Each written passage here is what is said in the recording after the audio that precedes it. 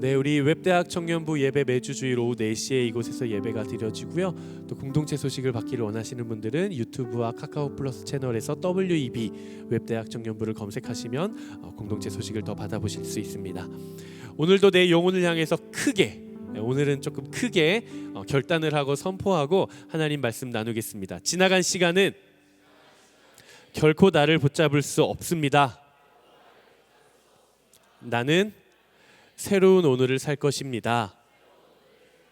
아멘. 지나간 시간은 지나간 시간으로 묻어두고 과거를 보는 것이 아니라 미래를 바라보며 하나님 일하실 것들을 기대하며 살아가는 여러분 되시기를 주님의 이름으로 축복합니다. 우리가 인생을 살아가다 보면 실수하기도 하고 넘어지기도 하는 것이 사실 우리네 인생이죠.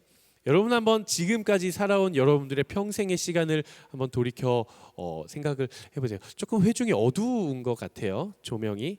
네, 조금 한번 체크해 봐 주시면 좋을 것 같습니다. 우리가 평생을 살아가면서 우리가 성공했던 경험이 많을까요? 아니면은 실패하고 넘어졌던 경험이 많을까요? 나는 평생 살면서 성공을 좀 많이 한 것 같다. 아니다, 나는 이것도 실패하고 저것도 실패하고 실패를 좀 많이 한 것 같다. 제 생각에는 아마도 후자가 많을 것 같아요. 많아도 훨씬 많을 것 같습니다. 혹시 이 자리에 계신 분들 중에 목사님, 저는 태어나면서 지금까지 실패를 경험해 본 적이 없습니다. 저는 늘 뭘 하든 다 성공을 했어요라고 하시는 분들이 혹시라도 계신다면 제가 이런 이야기를 목회자로서 하는 게 참 조심스럽지만 그런 분들에게 이렇게 용기를 내서 선포해 보고 싶어요. 실패를 경험할지어다. 실패하셔야 돼요. 인생의 실패를 하셔야 됩니다. 혹시 저주같이 들리십니까? 그렇지 않아요. 우리는 실패라는 경험을 통해서 사실 더 성장하고 또 넘어짐이라는 경험을 통해서 누구를 발견하게 되는가? 나와 함께하고 계신 하나님을 발견하게 되는 거예요. 실패에 대한 격언들이 참 많더라고요. 실패는 성공의 어머니이다. 실패한다는 것은 더 좋은 방법을 발견할 기회를 얻는 것이다. 실수를 저지를지 모를 상황을 피하는 것이야말로 인생의 가장 큰 실수이다. 처럼 실패와 어떤 실수에 대한 격언들이 참 많더라고요. 사실 우리의 인생을 돌아보면 썩 예쁘지 않은 모습일 때도 있고 아름답지 않을 때도 있고 향기가 나지 않을 때도 있고 실패를 많이 하기도 하고 넘어지기도 하고 실수하기도 하고 그렇죠. 그렇지만 두려워할 것이 없습니다. 왜냐하면 그냥 그 자리에서 일어나서 다시 하나님과 함께 시작하면 돼요. 제가 한동안 수영을 안 하다가 몸이 계속 아파지는 것 같아요. 운동을 좀 해야겠다 싶어가지고 이제 다시 수영을 다니기 시작을 했어요. 제가 이제 수영을 하고 먼저 나와서 이제 아내를 기다리고 있는데 제 옆에 키가 되게 크세요. 키가 되게 크신데 머리가 되게 장발이에요. 이렇게 남자분이셨어요. 머리가 이렇게 장발이고 키가 크시고 온 반팔 반바지를 입으셨는데 온 팔과 다리에 뭐가 있어요? 타투가 있어요. 타투가 있고 수염이 여기까지 덥수룩하게 나가지고 되게 이상한 사람이다 싶었는데 그분이 앞에서 뭘 이렇게 밀고 있냐면은 뭘 밀고 있었을까요? 유모차를 이렇게 밀면서 다리를 꼬고 이렇게 밀면서 핸드폰을 이렇게 봐요. 근데 되게 세 보였어요, 그 아저씨가. 그래서 제가 살짝 엉덩이를 이렇게 옆으로 피해가지고 아내를 이렇게 기다리고 있는데 아기가 자다가 깬 거예요. 깨가지고 소리를 내자마자 미안해 하더니 얼른 아기를 막 안아주면서 막 달래주고 하더라고요. 제가 그 모습을 보면서 아무리 겉으로 봤을 땐 무서워 보여도 아빠의 사랑은 무한하구나. 아기가 정말 막 오래 울지도 않고 소리를 내자마자 핸드폰 끄고 미안해 해서 얼른 안아주면서 이렇게 달래주더라고요. 저는 하나님께서 우리의 인생을 그렇게 살피시고 그렇게 달래고 계신다고 생각을 합니다. 물론 우리 하나님은 몸에 타투가 없으시겠지만 우리가 넘어져서 응애를 시작하기도 전에 하나님은 우리에게 찾아오셔서 우리를 일으켜 주시고 우리를 돌봐주시죠. 정말 그 우리와 함께 하시는 하나님을 매일매일 경험할 수 있는 여러분 되시기를 주님의 이름으로 축복합니다. 오늘 본문을 보면 사도행전 27장이죠. 우리가 올해 1년 동안 사도행전 1장부터 해서 쭉 달려왔는데 다음 주가 이제 사도행전 마지막입니다. 28장 마지막이고요. 오늘 마지막 직전이에요. 우리가 잘 알고 있는 것처럼 사도 바울이 총 몇 차에 걸쳐서 선교 여행을 했죠? 역시 여러분들 훌륭합니다. 사도 바울은 3차에 걸쳐서 전도 여행을 했어요. 그리고 나서 누명을 쓰고 재판을 받게 됐죠. 첫 번째 총독 누구였죠?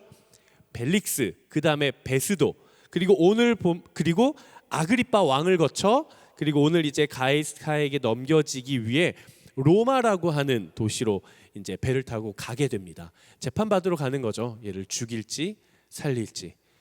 그래서 우리가 이걸 4차 전도 여행이라고 하기도 하고 로마행이라고 하기도 합니다. 이제 이탈리아를 배를 타고 가게 되는 거예요. 그러던 중에 예기치 못했던 unexpected한 폭풍을 만나게 됩니다. 그 폭풍의 이름이 무엇이죠? 유라굴로. 살려줬네. 네. 유라굴로라고 하는 폭풍을 만나게 됩니다. 그래서 표류를 하게 돼요. 그래서 바울을 포함한 모든 선원들이 삶을 포기하려던 그때 사도 바울은 도리어 하나님께서 우리를 지키실 것이다 라고 이야기를 하면서 선원들에게 다시 한번 선포하고 믿음으로 나아가게 됩니다. 우리의 인생도 마찬가지죠. 우리 안에 걱정과 두려움이 왜 올까요? 인생이 걱정될 때가 있잖아요. 두려울 때도 있죠. 우리는 인생이 왜 두렵고 우리는 인생이 왜 걱정이 될까? 한 가지입니다. 따라해 봅시다. 불확실성. 여러분, 우리는 당장 오늘이 지나고 내일 무슨 일이 펼쳐질지 아무도 몰라요. 10년 뒤 모르죠. 불확실성이 있기 때문에 우리는 걱정을 하고 불안을 느끼고 두려워하는 거예요. 만약 여러분들이 인생을 살면서 여러분들이 몇 세 때 내 인생에 어떤 일들이 펼쳐지고 사회가 어떻게 변할지를 모두 다 알고 있다고 한다면 두려울 게 없죠. 준비를 하면 되니까. 하지만 우리가 걱정을 하고 근심을 하는 건 내 인생에 대한 불확실한 미래에 대한 두려움인 거예요. 사도 바울도 마찬가지로 로마행을 가는데 유라굴로가 저기서 불어오는 걸 미리 봤을까요? 아니요, 알지 못했어요. 예기치 못한 상황에서 유라굴로라고 하는 풍랑을 맞이하게 되는 거예요. 우리의 인생도 마찬가지죠. 우리의 인생도 항상 어떤 시련이나 고난이나 어떤 폭풍이 다가오는 것은 예기치 못한 상황에 갑작스럽게 의도치 않게 나한테 찾아옵니다. 우린 그걸 고난 이렇게 표현을 해요. 고난. 여러분, 고난에 왜 우리가 빠질까요? 고난이 왜 찾아올까요? 심도 있게 고민해 보신 적 있으십니까? 우리의 삶에는 고난이 안 찾아올 수가 없고 고난이 찾아오는데 그럼 고난은 왜 찾아올까? 우리는 우리의 삶에 찾아오는 고난에 대해서 해석을 잘해야 돼요. 고난에는 두 가지가 있습니다. 첫 번째, 하나님께서 우리에게 강력한 메시지를 주시기 위해 허락하신 고난이 있어요. 하나님께서 우리에게 강력한 메시지를 주시기 위해 허락하신 고난. C.S. 루이스가 이렇게 이야기를 했습니다. 고난은 귀먹은 세상을 향한 하나님의 메가폰이다. 고난은 귀먹은 세상을 향한, 혹시 이게 나일 수도 있죠. 고난은 잘 듣지 못하는 이를 향한 하나님의 메가폰. 옆에 와서 아무리 얘기를 해도 들어 먹지를 안 하고 듣지를 못하니까 하나님이 뭘 들고 이야기를 해요? 메가폰을 들고 예영아 돌아와라, 예영아 돌아와라. 메가폰을 들고 이야기를 하시는 거예요. 얼마나 못 들으면. 그러니까 이 하나님의 메시지가 있는 것이죠. 이 고난이 그냥 찾아온 것이 아니라 하나님이 우리한테 메시지를 주시기 위해 허락하신 고난이 있을 수 있어요. 첫 번째. 그리고 두 번째 고난은 오늘 우리가 함께 나눌 고난인데요. 하나님의 계획과 뜻과는 상관없이 내가 만들어낸 고난이 있어요. 내가 만들어낸 고난. 이 고난은 나의 거룩하지 않은 선택과 하나님의 뜻과는 전혀 반대의 길로 걸어가기 시작할 때 찾아와요. 그러니까 이 고난은 누가 만든 거예요? 내가 만든 고난이에요. 내가 자초한 고난이에요. 예를 들어보죠. 여러분 운동 다 하세요? 저 운동을 잘 안 했는데 해야 될 것 같더라고요. 운동하십시오. 운동하셔야 돼요. 어떤 사람이 있는데 A라는 사람이 있는데 이 사람이 운동은 안 해요. 운동은 하진 않고 맨날 넷플릭스 보면서 야식 먹고 또 먹고 술 먹고 담배 먹고. 담배를 먹으면 안 되죠? 술 먹고 담배 피고 야식 먹고 운동은 하나도 안 하고. 근데 이 사람이 건강에는 관심도 없고 일도 없고 내 몸을 소중하게 여기지 않아요. 그러다가 몇 년 뒤에 병을 얻게 되었어요. 어떤 질환이 찾아왔어요. 근데 그 사람이 이렇게 이야기를 하죠. 하나님, 저는 열심히 살았는데 왜 저에게 이런 고난을 허락하십니까? 왜 이런 고난이 저에게 찾아옵니까? 그럼 하나님 말씀하실 거예요. 너 뭐 먹었니? 너 뭐 했니? 물어보실 거예요. 정말 그 고난이 하나님이 주신 고난인가? 그동안 나는 무엇을 해왔는가? 관계가 깨어질 수 있어요. 관계의 깨어짐으로 인해 내 마음이 힘들고 고난이 찾아올 수는 있습니다. 맞아요. 찾아올 수 있어요. 근데 우리는 생각해 봐야 돼요. 어떤 상황에 대해 내가 더 용납하고 사랑하고 섬겨주고 이해할 수 있는 기회가 있음에도 불구하고 내가 불과 같이 화를 냈어요. 짜증을 냈어요. 상대방도 짜증을 내요. 서로 짜증을 내요. 다퉈요. 관계가 깨졌어요. 우린 울면서 기도하죠. 하나님, 저에게 왜 이런 시련을? 그럼 하나님 말씀하시고, 넌 뭐라고 반응했니? 넌 뭐라고 말했니? 저도 이제 순장일 때가 있었거든요. 20대 때. 저도 21살, 22살 때부터 이제 순장을 되게 오래 했어요. 저는 좀 T예요. 네, 여러분들 다 그렇게 저에 대해서 느끼시겠지만 저는 그땐 더 했어요. 더 해가지고 저한테 정말 쓸데없는 거는 공감이었어요. 공감. 그러니까 쓸데없는, 공감을 못한다는 게 아니야, 한나야. 공감을 못한다는 게 아니라 불필요한 공감은 저는 사치라고 생각을 했어요. 저는 순장 때 이제 우리 순모임 끝나고 순모임 마지막 기도 제목 나누잖아요. 그러면 이제 순원들이 누구야 기도 제목 있어? 그러면 그렇게 이야기를 해요. 저 이번 주 시험 있는데 언제 시험 있는데 시험 잘 볼 수 있게 기도해 주세요. 그럼 저는 꼭 그렇게 이야기를 했어요. 그냥 네가 공부를 해. 너가 시험 준비를 열심히 해. 참 모났죠. 또 누군 이렇게 이야기를 해요. 한 주 동안 살아가면서 아프지 않고 건강하게 살 수 있도록 기도해 주세요. 그럼 전 뭐라 그래요? 네가 운동을 해. 그렇게 이야기를 했어요. 맞는 말 같으세요? 틀린 말 같으세요? 맞는 말 같아요? 이런 티들. 반은 맞고 반은 틀릴 수도 있겠죠. 여기서 이야기를 하고자 하는 거는 우리가 정말 바라는 모습이 있을 때 하나님께 구하죠. 구해야 돼요. 여러분 건강도 구하셔야 되고요. 시험 잘 볼 수 있게 기도하셔야 돼요. 근데 문제는 내가 바라는 이상적인 모습을 하나님 앞에 고백하고 기도하는데 나는 뭐 하고 있냐는 거죠. 내가 하고 있는 건 뭐가 있냐라는 거예요. 우리는 내가 마주한 어려움의 상황들에 대해서 아주 객관적인 동시에 영적인 해석을 할 수 있어야 합니다. 지금 내가 마주한 이 상황은 혹시 내가 만들어낸 상황은 아닌가? 그렇다면 우리는 왜 이러한 내가 만들어 놓은 덫과 같은 상황, 그런 고난에 우리가 넘어지고 또 넘어지게 되는가? 사랑해야지, 내가 더 이해해야지, 용납해야지라고 결단을 하는데 관계에 부딪힘이 오면 서로 다투면서 또 넘어져요. 왜 이런 상황이 우리는 계속 빠지게 되는가? 한번 따라해 봅시다. 순풍에 속지 말라. 우리는 오늘 본문에서 힌트를 얻을 수 있어요. 순풍에 속으면 안 됩니다. 오늘 본문 사도 바울과 이 선원들은 꽤 먼 거리예요. 배를 타고 가는데 꽤 먼 거리입니다. 사도 바울은 그 지역이 맨날 1차, 2차, 3차 전도 여행을 하면서 다니던 길이잖아요. 뱃길. 그러니까 훤한 거예요. 가지 말자 그래요. 지금 좀 위험할 수 있을 것 같습니다. 좀 보류합시다. 근데 사도 바울의 신분이 지금 뭐예요? 죄수. 손과 발에 쇠꼬랑을 차가지고 이렇게 가면서 지금은 가지 맙시다. 이게 설득이 됐을까요? 설득이 전혀 안 되죠. 그 배의 선장이 갈 수 있습니다. 전문가잖아요. 당연히 항해사의 말을 듣고 떠나죠. 근데 방향을 향해 출발을 했는데 웬걸? 순풍이 불어오는 거예요. 우리가 가는 방향으로 바람이 잘 불어와요. 그러니까 사람들이 막 좋아하는 거예요. 사람들이 그렇게 이야기를 했겠죠. 사도 바울의 말에 귀를 기울여 듣지 않았던 사람들은 이렇게 이야기를 했을 것입니다. 야, 역시 전문가는 다르구만. 우리가 저 죄수 사도 바울 말 들었으면 우리가 시간이나 지체되고 말이야. 식량이 썩을 수도 있고 무슨 일이 생겼을지 어떻게 알겠어. 역시 우리 선장님 말을 들으니까 아주 일이 술술 잘 풀리는구만.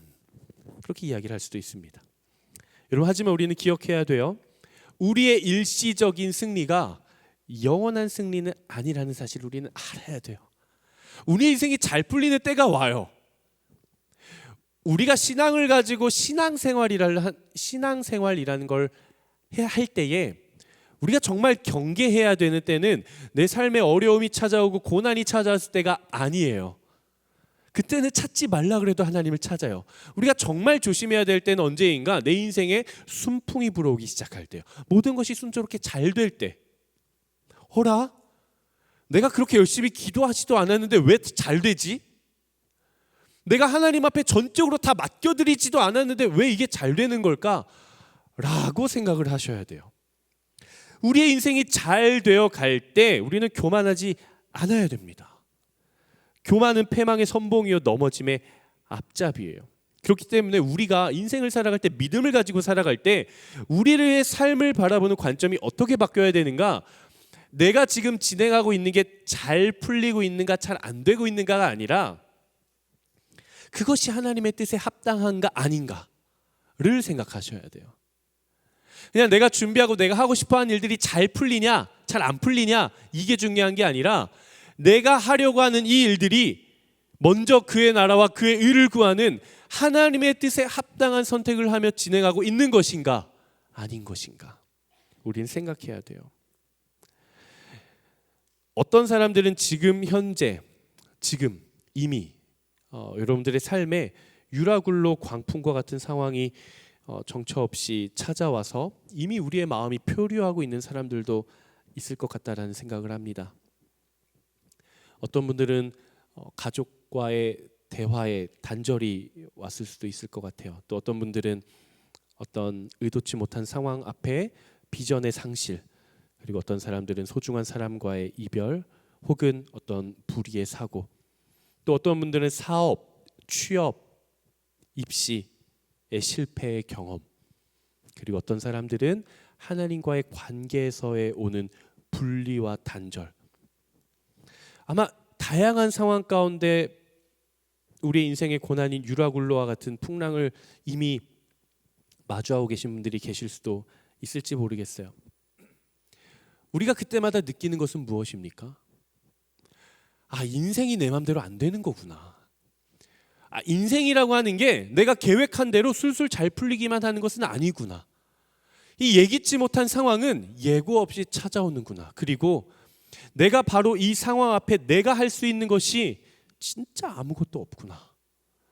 내 인생에 불어닥치는 이 유라굴로라고 하는 광풍 앞에 나의 노력이 쓸모가 없구나. 소용이 없구나. 내 자신이 참 무력하구나라는 것을 깨닫게 되죠. 처음엔 이것저것 막 시도를 해봐요. 그렇지 않습니까? 사람을 찾아가 보기도 하고요. 누군가에게 조언을 구하기도 하고요.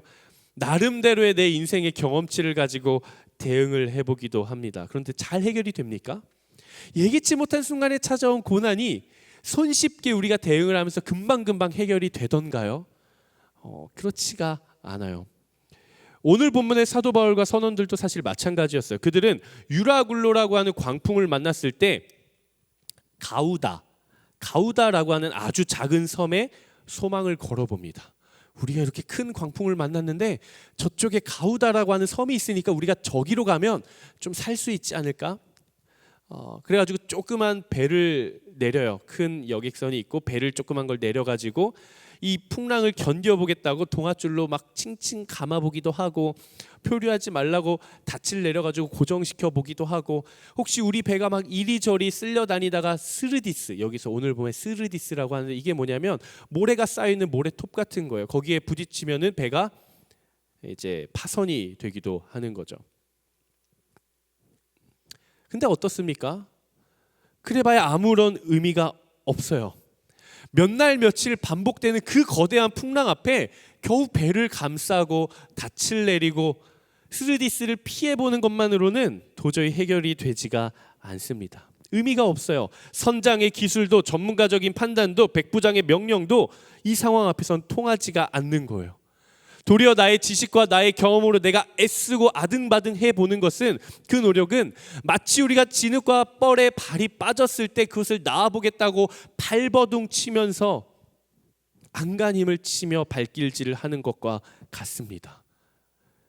빠져나올 것 같지만 도리어 더 거추장스럽고, 해결될 것 같지만 도리어 그 상황 가운데 더 매몰되기 쉬운 거예요. 바로 이것이 우리가 인생이라고 하는 유라굴로라는 고난의 광풍을 만났을 때 생기는 현상입니다.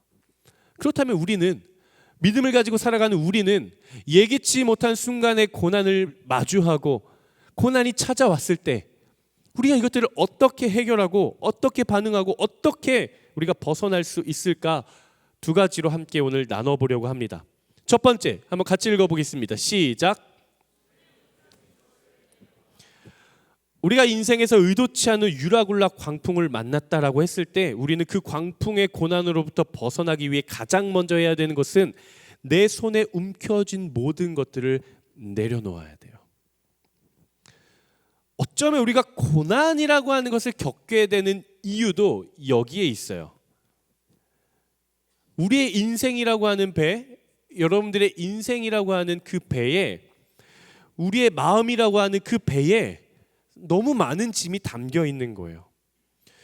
오늘 본문 18절 19절 말씀 한번 같이 읽어보도록 하겠습니다. 18절 19절 말씀 시작. 우리는 폭풍에 몹시 시달리다 못해 이튿날에는 선원들이 짐을 바다에 던져넣기 시작했습니다. 3일째 되는 날에는 선원들이 배의 장비들을 자기들의 손으로 내던졌습니다. 폭풍에 시달리다 못해 그 다음 날에는 선원들이 다 개인 짐 다 갖다 버리는 거예요. 가볍게 하려고.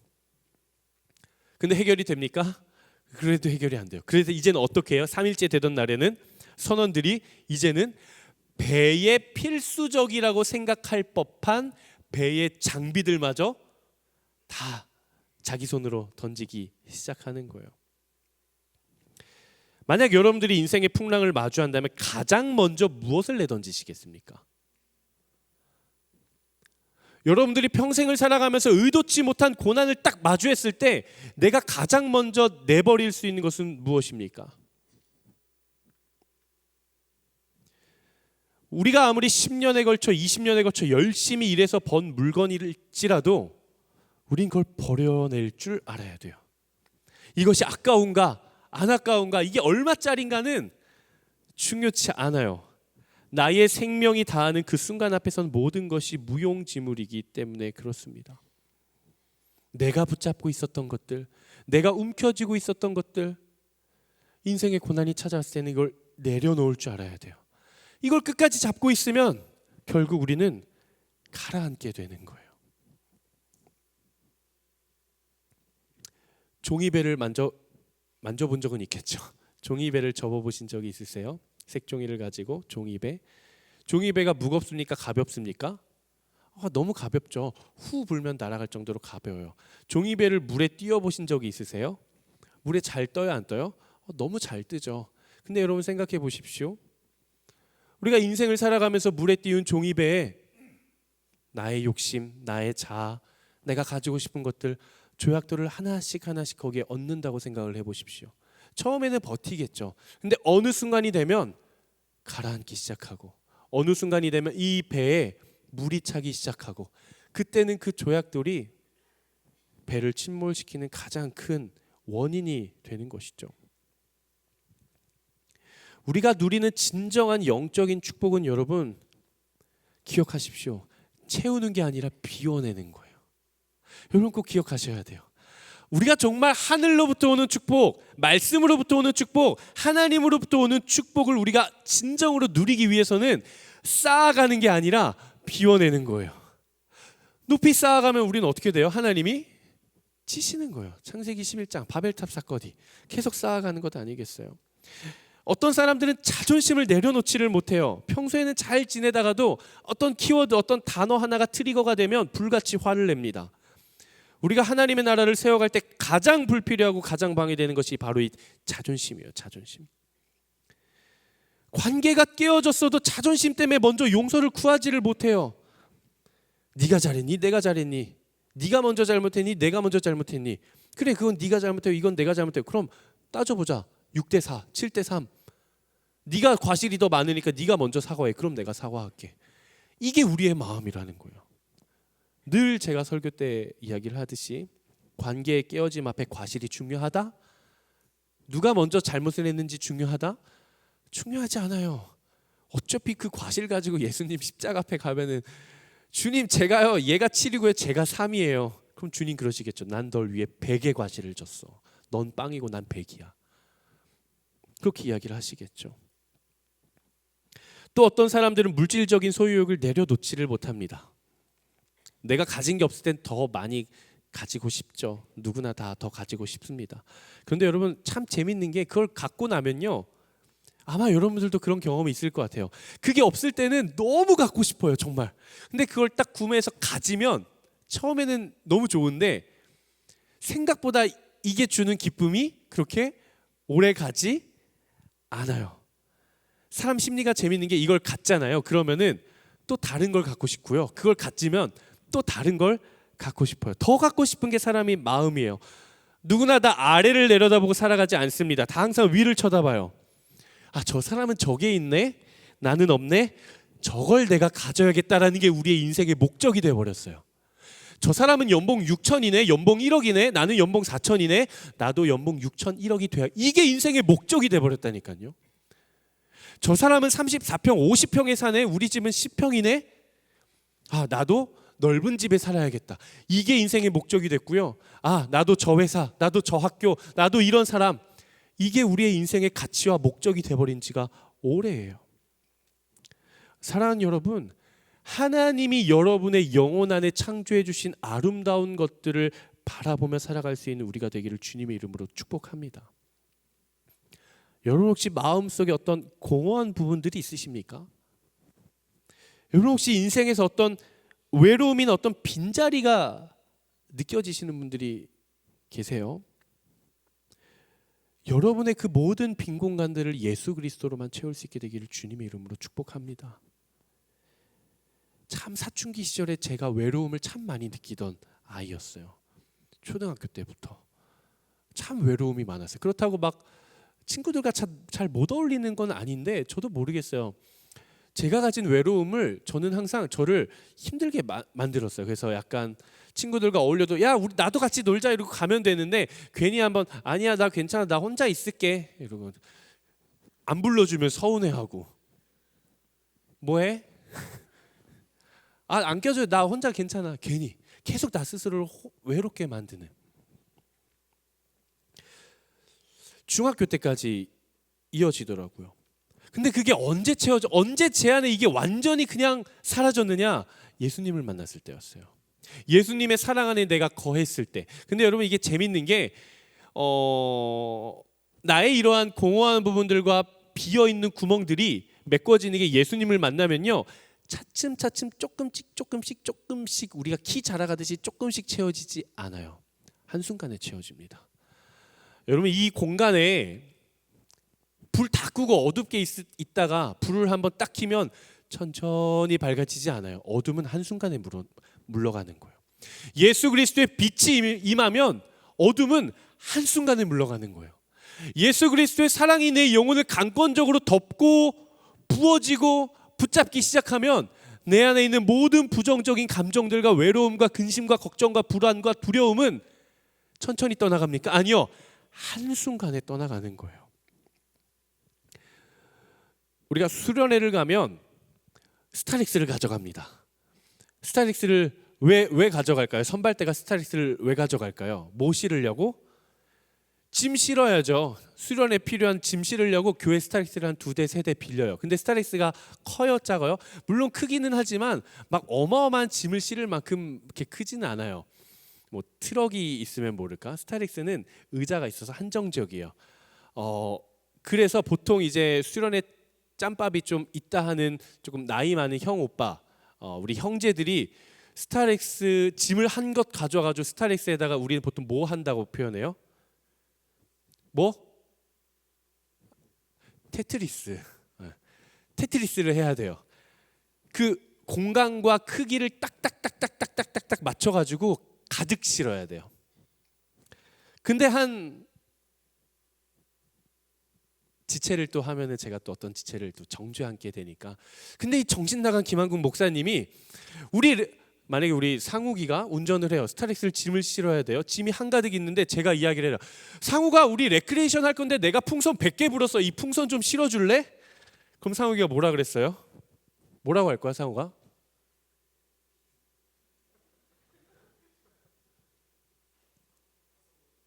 뭐라고?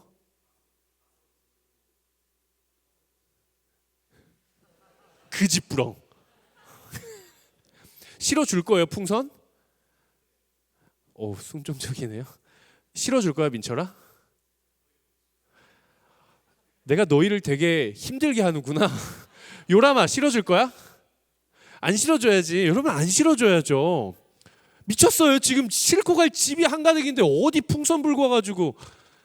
전 또 T잖아요. 전 다 터뜨릴 거예요. 저는 제가 풍선을 무서워하니까 제가 터뜨리지는 않고, 요람아, 풍선 좀 터뜨려줘.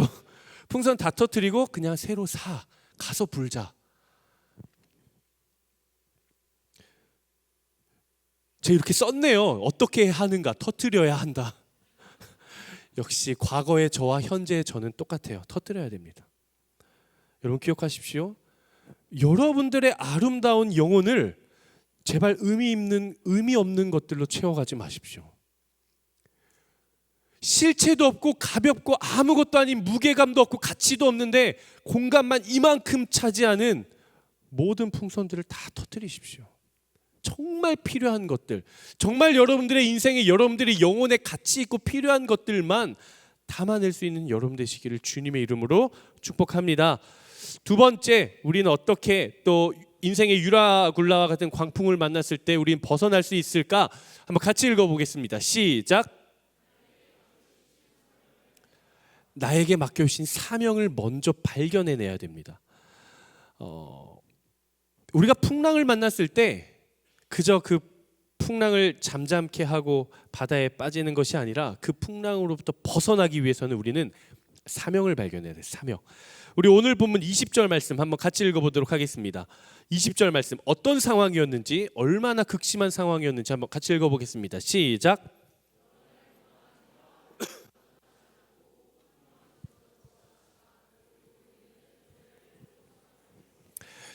자, 여기서 질문. 지금 여기서 말하고 있는 이 글을 쓴 사람은 누구죠? 사도행전을 기록한 사람? 사도행전은 바울이 쓴 게 아니라 누가가 썼습니다. 마태, 마가, 누가 복음할 때 그 누가예요. 예수님의 제자. 근데 누가의 직업이 뭐였어요? 의사였어요. 의사. 그래가지고요, 참 재밌는 게 사도행전이랑 누가복음에 나타나는 공통적인 특징들이 있는데 되게 디테일해요. 꼼꼼하고 디테일하고요, 되게 객관적으로 썼어요. 막 감수성에 젖어서 하늘에 나비가 날아다닌다 이런 거 쓰지 않고요, 객관적인 사실, 지명은 어디였고 누가 왔고 몇 명이 왔고 이런 객관적인 사실들을 굉장히 많이 적어놨어요. 예수님의 제자였잖아요. 그럼 믿음이 있는 사람이에요? 믿음이 없는 사람이에요? 믿음이 있죠. 믿음이 있는데 이렇게 이야기를 하는 겁니다. 여러 날 동안 해와 별도 나타나지 않고 폭풍만 계속 불어닥치자 결국 우리는 뭘 포기했대요? 구조될 모든 소망을 포기했습니다. 그 배 위의 상황이 그랬다라는 거예요. 바울과 모든 선원들과 그 배에 탔던 모든 사람들은 유라굴라 광풍 앞에 이리저리 헤매며 표류하고 있었습니다. 여러 날이 지나도 폭풍이 잦아들 기미가 보이지를 않아요. 번개치고 비 맞고 번개치고 비 맞고 바람에 앞머리 날아가고 먹을 건 없고 짐도 다 갖다 버리고 소망을 포기하기에 이르렀는데 바로 그때 누군가가 딱 일어나서 걱정하지 마십시오. 여러분들의 생명은 해하지 않을 것입니다. 이 배만 파손되지 여러분들은 결코 죽지 않을 것입니다라고 이야기를 합니다. 그게 누구예요? 사도 바울이에요. 21절, 22절, 23절, 24절 말씀인데요. 사도 바울이 왜 그렇게 이야기를 했는가? 좀 기니까 제가 읽을 테니까 여러분 눈으로 따라오세요. 사람들이 오랫동안 아무것도 먹지 못하고 있는 가운데 바울이 일어나 그들 앞에 서서 말했습니다. 여러분, 크레타 섬에서 항해하지 말라는 내 충고를 들었더라면 이런 타격과 손실은 입지 않았을 것입니다. 그러나 이제 내가 여러분에게 당부합니다. 여러분 가운데 아무도 목숨을 잃지 않고 배만 손상될 것이니 여러분 안심하기 바랍니다. 어젯밤 내 하나님 곧 내가 섬기는 하나님의 천사가 내 곁에 서서 바울아 두려워 마라. 내가 마땅히 가이사 앞에 서야 한다. 그래서 하나님께서 너와 함께 항해하는 모든 사람들의 생명을 내게 맡겨주셨다라고 하셨습니다. 라고 사도 바울이 이야기를 하는 거예요. 이야기를 합니다. 일어나서 여러분 크레타 섬에서 내 충고를 들었으면 이런 손실을 안 입었을 것 아닙니까? 라고 이야기를 해요. 근데 이 이야기의 시작이 거봐 내 말 맞지? 이 자존심을 내세우고 싶은 마음입니까? 아니면은 그 사람들에 대한 잘못된 선택을 책망하고 꾸짖고 비판하고 비난하고 싶은 그런 마음이 있습니까? 둘 다 아니에요. 그는 말을 이어가요. 그러나 걱정하지 마십시오. 여러분 중 누구도 목숨을 잃지 않을 것입니다. 왜 그래요?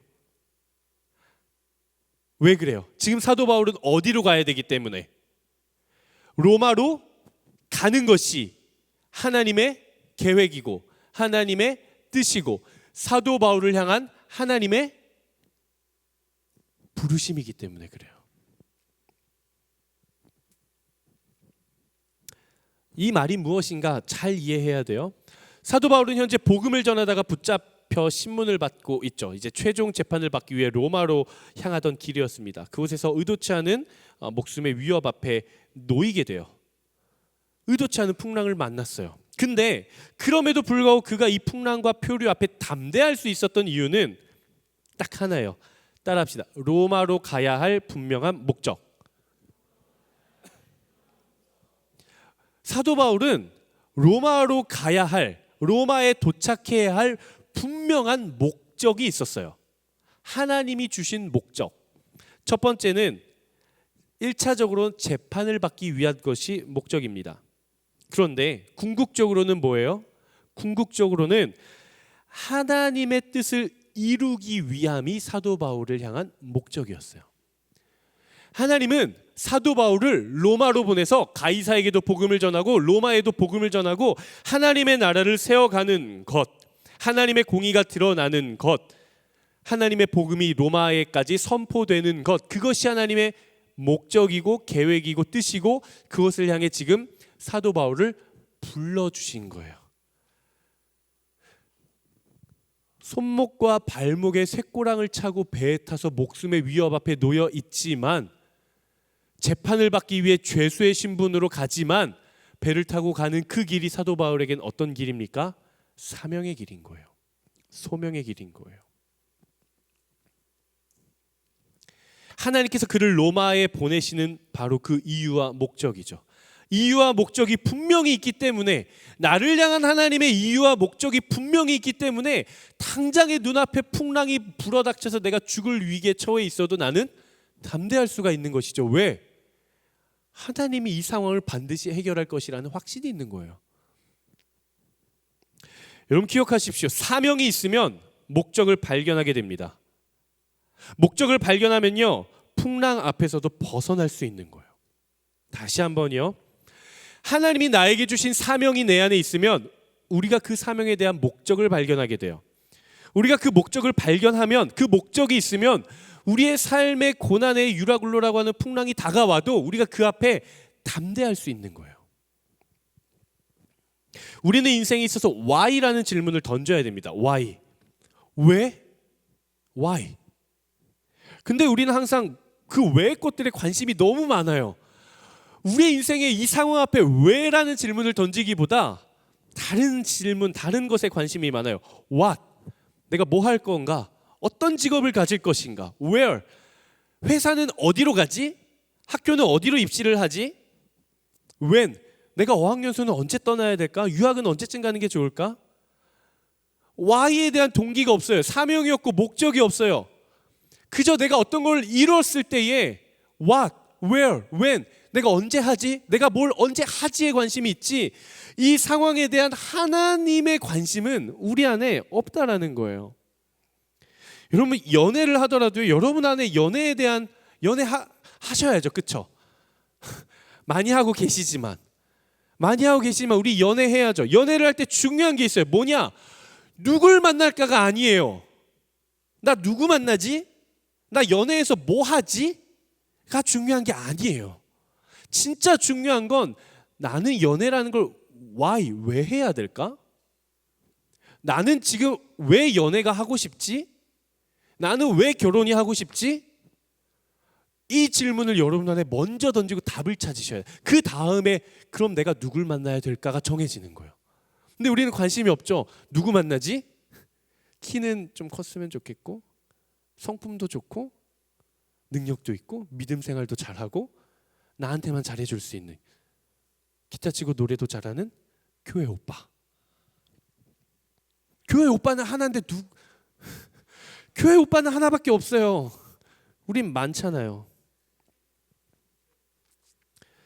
여러분 저는 직업에 귀천이 절대 없다고 생각합니다. 물론 세상적인 기준에는 귀천이 있겠죠. 넌 연봉 얼마야? 넌 복지가 뭐야? 넌 휴가를 어떻게 받아?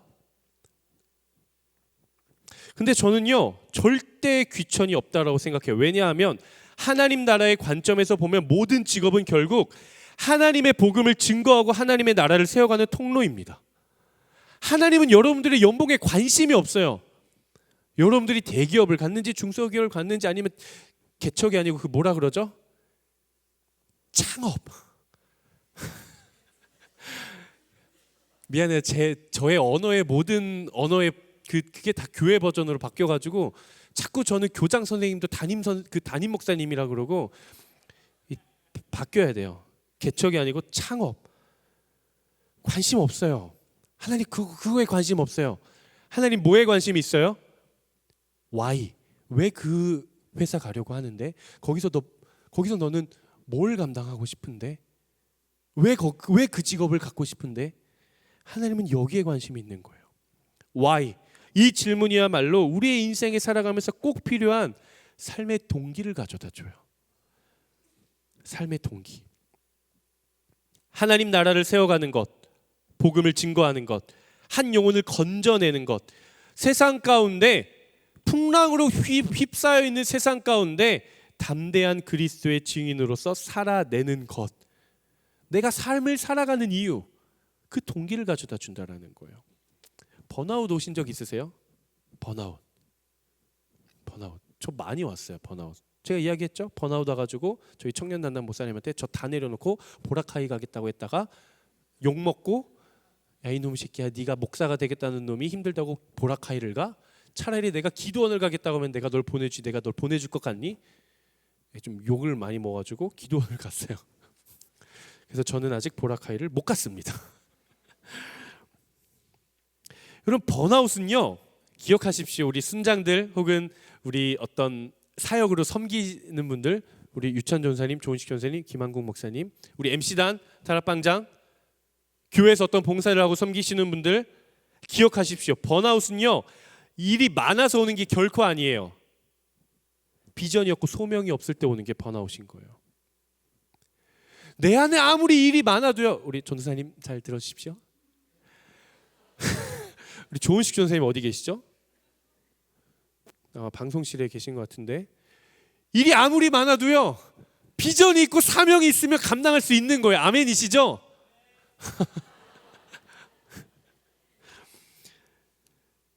여러분 내가 그 일이 하고 싶어 죽겠으면요 밤을 새서라도 해요. 내가 한 영혼을 구원하고 싶고 그 영혼을 막 건지고 싶으면요 하지 말라 그래도 그 영혼을 위해 기도하고요, 관심 갖고요, 챙기고요, 교제하고요, 뭐라도 해요. 근데 비전도 없고 소망도 없고 소명도 없고 사명도 없고 그저 마치 기계 톱니바퀴가 돌아가듯이 그렇게 일을 처리해내기 바쁘다 보면 그때 오는 게 번아웃인 거예요. 여러분 생각해 보세요. 내가 평생 살면서 정말 미쳐서 했던 일이 뭐가 있나? 뭐 긍정적인 거면 좋겠지만 뭐 조금 아쉬운 것도 괜찮아요. 그냥 정말 이제 사회 윤리적으로 이제 법적인 문제가 아니라면, 법적인 문제가 아니라면 내가 정말 미쳐서 해봤던 거 뭐 있지? 취미 생활이 될 수도 있어요. 저는 한때 정말 수영을 미쳐서 했어요. 너무 재밌더라고요, 수영이. 신대원 다닐 때 제가 수영을 시작했는데 제 학교가 멀었어요. 아침에 8시 25분에 첫 수업이 시작이 되는데 집에서 1시간 거리였어요. 그래서 저는 몇 시에 나왔냐? 5시 넘으면 나왔어요. 몇 시간 일찍 와서 학교 앞에 있는 수영장에 가서 아침 새벽 수영을 다 하고 나서 수업을 들어가고, 또 오후에 수업 다 끝나고 자유수영 또 저녁에 가서 또 수영하고 오고. 여러분 안에 무엇인가 정말 미쳐가지고 사로잡혀서 했던 것들이 하나씩은 있지 않습니까? 왜 우리가 그렇게 해요? 재밌거든요. 즐겁거든요. 신나거든요. 저는 우리 웹대학 청년부, 우리 모든 믿음의 가족들의 마음의 소원 안에 하나님의 나라를 세워갈 때 제가 너무 신나요. 한 영혼을 돌보고 그를 위해 기도해주고 그를 위해 세워줬을 때 제가 너무 재밌어요. 하나님의 나라를 꿈꿀 때 제가 시간 가는 줄을 모르겠어요 라는 이 고백이 여러분 안에 있게 되기를 주님의 이름으로 축복합니다.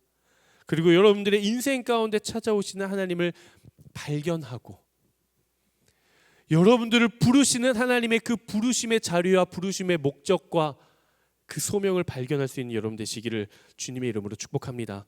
말씀을 좀 마무리하려고 합니다.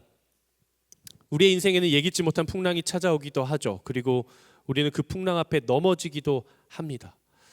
그때 우리는 하나님 앞에 집중해야 돼요.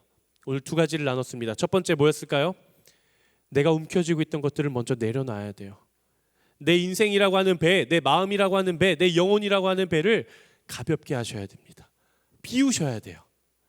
두 번째 무엇이었죠? 사명을 발견하는 거예요. 사명을 발견하셔야 돼요. 우리가 복음서를 읽어가다 보면 제자들이 풍랑 앞에 두려워 떠는 장면이 나와요. 뭐 이렇게 두려워 떨었는지는 모르겠지만 제자들이 배를 갈릴리 바다였잖아요. 제가 갈릴리 호수를 작년 이스라엘 아울렛 때 가서 배를 타봤는데 진짜 넓어요. 바다처럼 넓어요. 엄청 깊어요. 호수 주변으로 산이 둘러싸여 있어요. 그 산을 타고 넘어오는 바람이 내려오면서 강속으로 불어요. 그래서 바람이 불기 시작하면 갈릴리 바다가 요동을 칩니다. 제자들이 두려워 떨죠. 그때 예수님이 뭐라고 말씀하시죠? 믿음이 없는 자들아 왜 두려워하느냐? 두려워하지 말라. 그러면서 말씀으로 풍랑을 잠잠하게 하십니다. 그리고 잠잠케 된 그 물 위를 베드로가 걷게 되는 거예요. 근데 여러분 생각해 보십시오.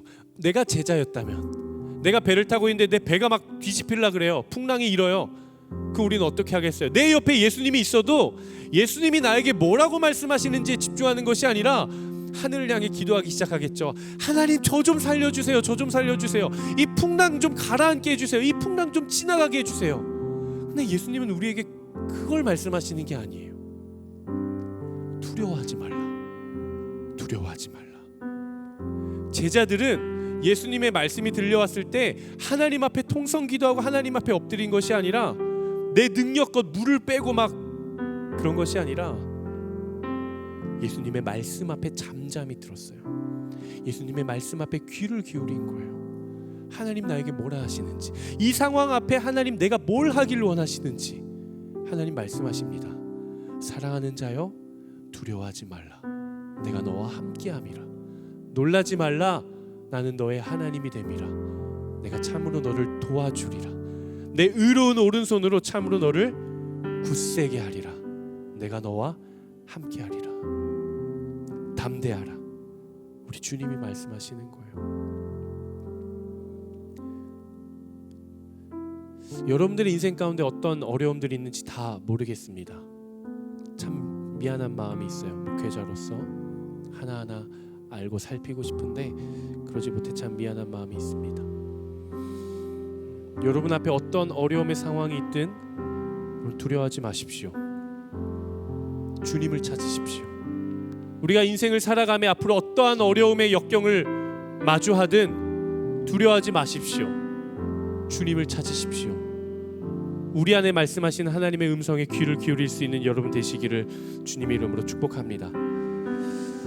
우리 시간 같이 함께 찬양하고 기도할 건데요. 하나님, 우리의 인생에 어떤 바람과 풍랑이 찾아오더라도 내가 주 앞에 무릎 꿇고 주님의 음성 앞에, 주님의 말씀 앞에 귀를 기울이며 내가 가진 것들을 내려놓고 하나님 나에게 주신 그 부르심의 사명을 다시 발견하고 붙잡고 나아가겠습니다라고 고백하시는 분들 한번 자리에서 일어나 보시겠습니까? 여러분, 일어나실 때 결단을 가지고 일어나십시오. 결단을 가지고 일어나십시오. 우리 시간 함께 찬양할 때에는 내 앞에 계신 예수님만 바라보십시오. 나를 부르신 하나님을 바라보십시오. 나와 함께 하시는 우리 주님만을 집중하며 바라보십시오. 우리 이러한 마음 가지고 함께 찬양하겠습니다. 주 품에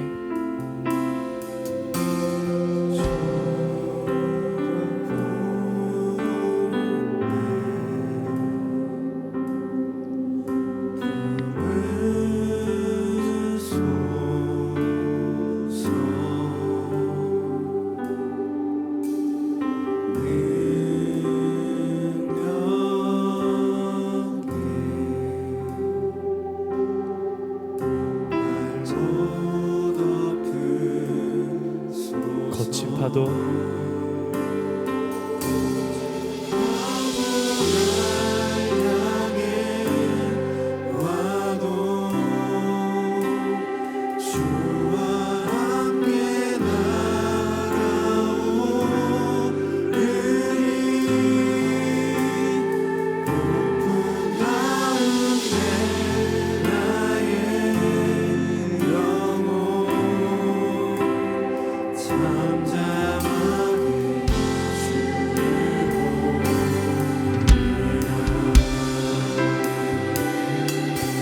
다시 한번 고백합시다. 주 품에 주 품에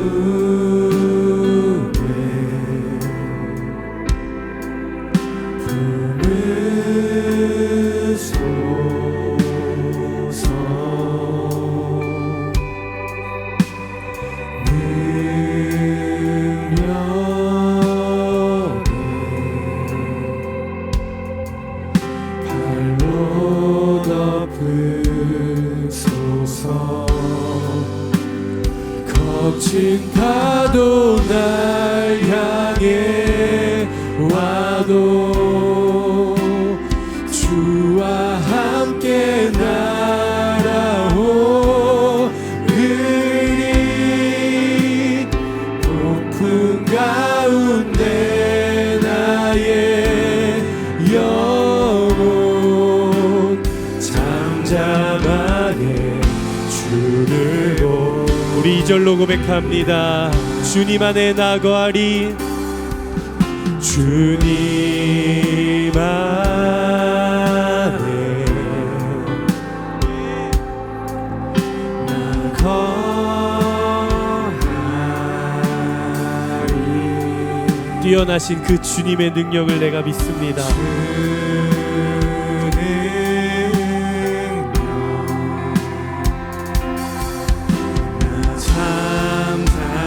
여러분, 우리 세상 앞에 내 삶에 선포합시다. 거친 파도 날 향해 와도 주와 함께 날아오르리 높은 가운데 나의 영혼 잠잠하게 주를 보리라. 거친 파도 날 향해 와도 주와 함께 날아오르리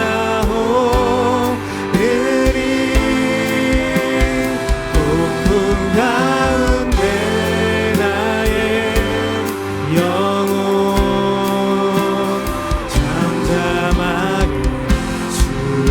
우리의 눈을 들어 다시 고백합니다.